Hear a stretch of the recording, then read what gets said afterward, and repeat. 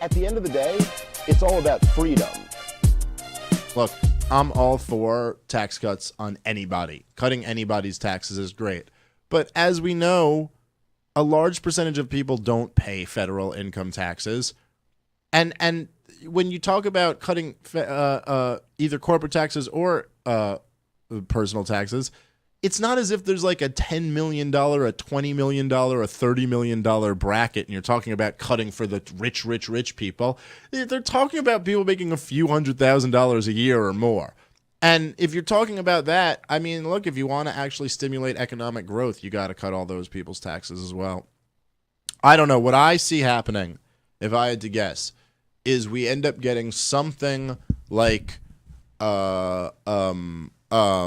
the Bush tax cuts. Maybe we don't get anything at all, but if we do, we get something like the Bush tax cuts where we get like a 3 or 4% reduction, and then it gives the Democrats cover to blame everything on that. Like, my God, these tax cuts. Oh, this is crazy. And then spending will go up, and there'll be disastrous consequences in the economy because of a whole bunch of government interventionist policies.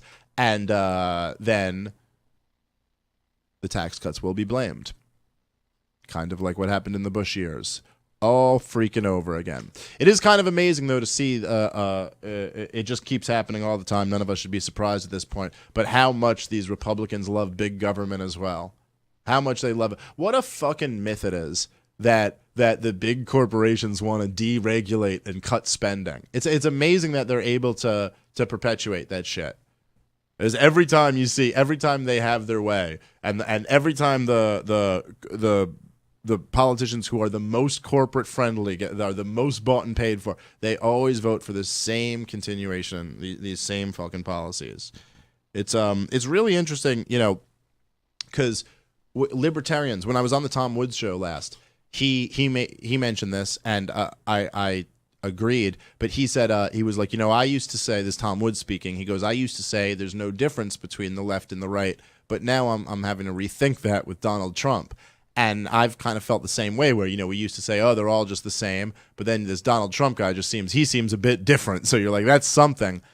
But it really is amazing when you see these little hints, like despite all the craziness, right? Despite how different Donald Trump is and how something really profoundly anti-establishment has been going on in this country.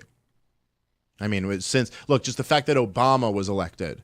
Obama himself was a big outsider. And then you have the Tea Party movement, then you have the Occupy movement, you have the Ron Paul campaigns, the Bernie Sanders campaigns, the Donald Trump campaigns, all this stuff. The Antifas and the fucking, just all these very anti-establishment movements.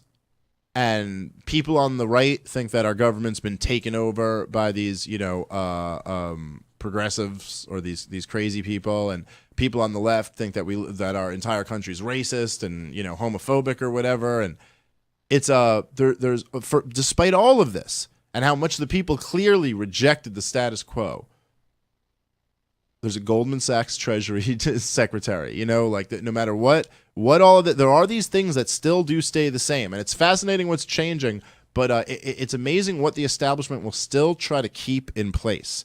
It's interesting to watch what doesn't change.